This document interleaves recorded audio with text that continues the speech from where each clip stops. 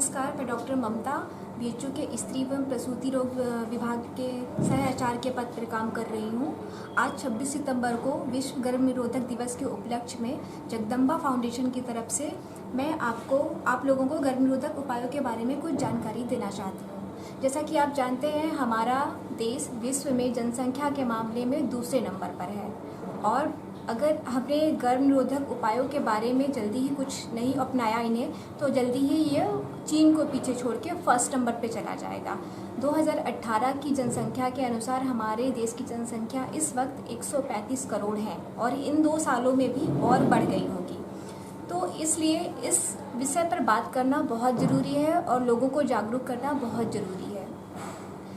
और इंडिया में हर साल बहुत सी महिलाओं की मृत्यु इस वजह से हो जाती है क्योंकि उन्हें पता नहीं होता कि हम कैसे अनचाही प्रेगनेंसी से छुटकारा पाएं। कभी वो दाई के पास चली जाती हैं, कभी उन्हें सीमित साधनों के बारे में पता नहीं होता है, उन्हें डर लगता है कि हम कैसे घर वालों से बात करें, डॉक्टर से कैसे बात करें। तो अनचाही प्रेगनेंसी से बचने के लिए आपके पास बहुत सारे उपाय हैं और सरकार की तरफ से भी बहुत सारी योजनाएं चलाई जा रही हैं जो कि फ्री ऑफ कॉस्ट हैं, जिसके लिए आपको पैसे भी नहीं खर्च करने हैं। बस ज़रूरत है आपको सही वक्त पे जाके डॉक्टर से मिलने की।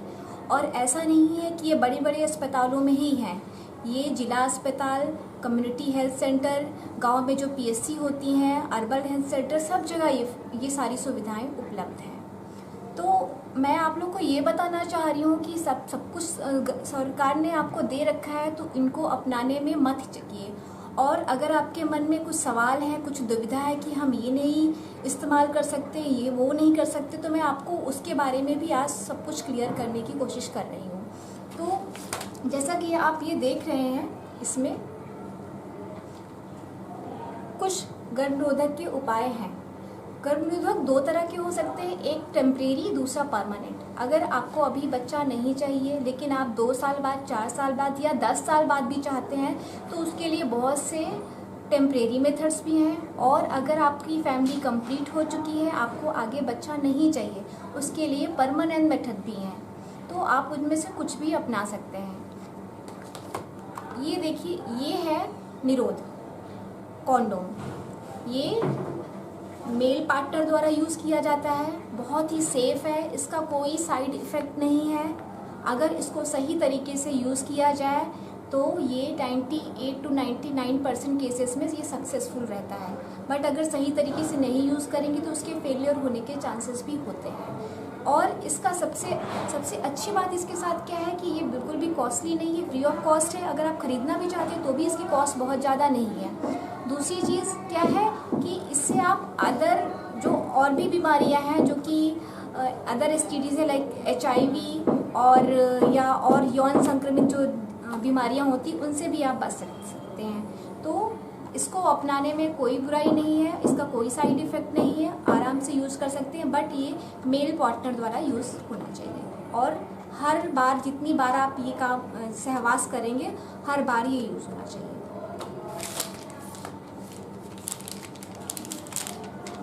ये है फ्रीडम 5। ये एक तरह से एक कॉपर टी डिवाइस है, जिसको आप कॉपर टी भी की तरह से भी जानते हैं। ये गवर्नमेंट सप्लाई में फ्री है और ये मल्टी लोड के नाम से भी आता है। इसके साथ महिलाओं में बहुत वो है कि हमारे रिश्तेदार ने लगवाया था, उनको ब्लीडिंग ज़्यादा होने लगी, उनका कॉपर टी बच्चेदानी से निकल के कहीं और चली गई, उनको सूट नहीं किया। तो देखिए, प्रॉब्लम हर तरह की है लेकिन हर एक को नहीं होती है। अगर किसी को पहले से ब्लीडिंग की प्रॉब्लम है तो हम उन सब केसेस में इसको नहीं लगाते हैं, या पहले से उनको यूट्रस में कोई इन्फेक्शन है तो हम नहीं लगाते। तो हर केस डिफरेंट होता है, हर एक को ये ज़रूरी नहीं है कि ये सूट ना करे। तो अपने दिमाग से आप लोग ये भ्रांतियाँ निकाल दीजिए कि उनको नहीं सूट किया हमारे रिश्तेदार को तो हमें भी नहीं करेगा। ऐसा नहीं, ये बहुत अच्छा उपाय है, फ्री ऑफ कॉस्ट है। ये आपको हर गवर्नमेंट हॉस्पिटल में मिल जाएगा।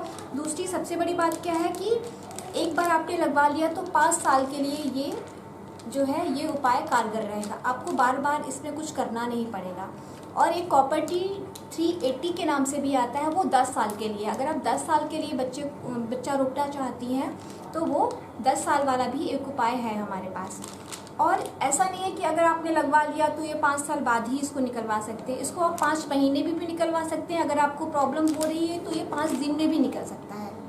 ऐसा नहीं कि एक बार लग गया तो 10 साल बाद ही निकलेगा, ऐसा कुछ नहीं है। लेकिन जो महिलाएं इसको यूज़ कर रही हैं, इसका उपयोग कर रही हैं, बहुत सी महिलाएं इससे बहुत खुश हैं और बहुत अच्छे तरीके से इसको यूज़ कर रही हैं और ये अनचाही प्रेगनेंसी को रोकने के लिए बहुत कारगर है। तो ये उन महिलाओं को मैं सुझाव देना चाहूँगी जिनके पास एक बच्चे हैं और अगला बच्चा वो 3 से 5 साल के बाद करना चाहती, उनके लिए ये बहुत बेस्ट मेथड है। ये है माला एन। ये गर्भनिरोधक दवाइयाँ हैं। इनको आप यूज़ कर सकते हैं, खासकर उन महिलाओं में जिनको कि पीरियड ज़्यादा आते हैं या जिनको मासिक धर्म नियमित रूप से नहीं आता या बहुत ज़्यादा जाता है, उनके लिए भी ये बहुत ज़्यादा उपयोगी है। ये भी आपको गवर्नमेंट सप्लाई में फ्री ऑफ कॉस्ट मिल जाएगा, लेकिन इसको खाने से पहले आपको डॉक्टर से सलाह लेनी पड़ेगी, क्योंकि आप इसको कुछ बीमारियां ऐसी होती जिसमें इसमें आप नहीं ले सकते। जैसे कि अगर आपको हार्ट की प्रॉब्लम है या आपका डायबिटीज़ बहुत ज़्यादा अनकंट्रोल है या माइग्रेन की प्रॉब्लम है, तो उन सब कंडीशन में आपका ब्लड प्रेशर अगर बढ़ा हुआ है तो आप अपने से नहीं ले सकते। बट अगर आपको ऐसी कोई समस्या नहीं है तो ये भी बहुत कारगर उपाय है, आप आराम से इसको ले सकते हैं। इसको खाने का तरीका आपको डॉक्टर समझा देंगे और ये भी बहुत ज़्यादा इफ़ेक्टिव है। और जैसे ही आप दवाइयों को बंद करेंगी वैसे ही आप अगली प्रेगनेंसी के लिए आप सोच सकती हैं।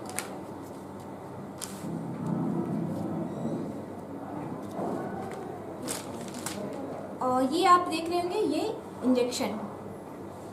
इंजेक्शन जो है ये हर 3-3 महीने पे लगता है। ये भी गवर्नमेंट सप्लाई में फ्री है और ये इंजेक्शन आपको हर 3 महीने में जाके लगवाना पड़ेगा। और इसका सबसे अच्छी बात इसके साथ क्या है कि ये उन महिलाओं में बहुत अच्छा है, उन महिलाओं के लिए जो अपने बच्चे को दूध पिलाती हैं, क्योंकि जो अपने बच्चों को दूध पिलाती है उनमें आप ये माला एन वाली टैबलेट नहीं ले सकते हैं। उनके लिए आपके लिए ये इंजेक्शन बहुत बेस्ट है और आपको हर 3-3 महीने पे इंजेक्शन लगवाना पड़ेगा और कुछ भी नहीं करना है इसमें, और इसके साथ और कोई समस्या नहीं है। तो ये भी एक बहुत अच्छा उपाय है।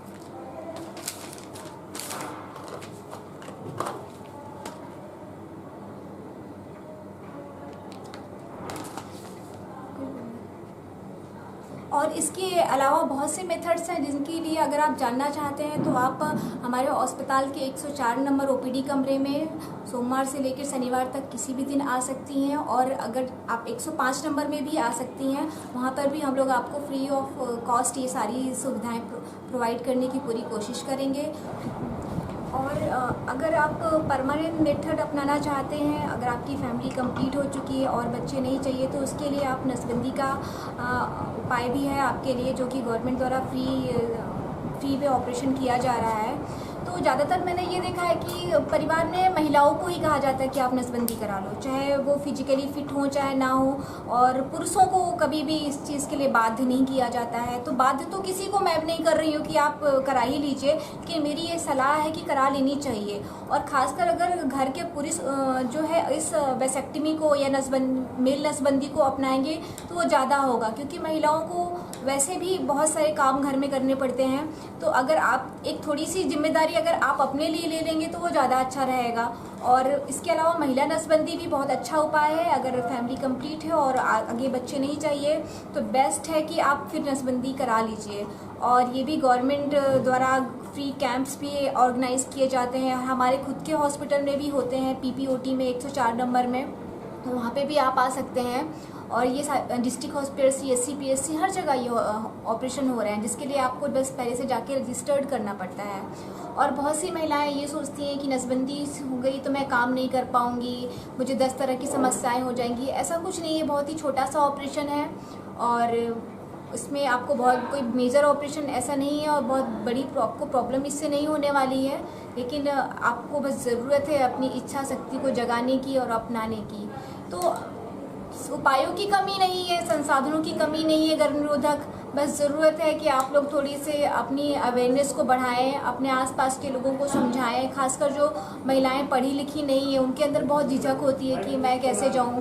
तो ऐसा कुछ नहीं है, आप हॉस्पिटल जाएंगे, डॉक्टर से बात करेंगे तो आपको सारी जानकारी मिल जाएगी। अभी जो मैंने आपको बताया वो तो बहुत सीमित जानकारी थी, इससे भी ज़्यादा अच्छे मेथड्स जो हैं वो अवेलेबल हैं हमारे हॉस्पिटल में, और गवर्नमेंट ने बहुत सी सुविधाएँ दे रखी हैं। तो जनसंख्या को रोकना हमारा भी एक कर्तव्य है और हमारे पूरे समाज का दायित्व है कि हम इसमें अपनी सहभागिता को सुनिश्चित करें।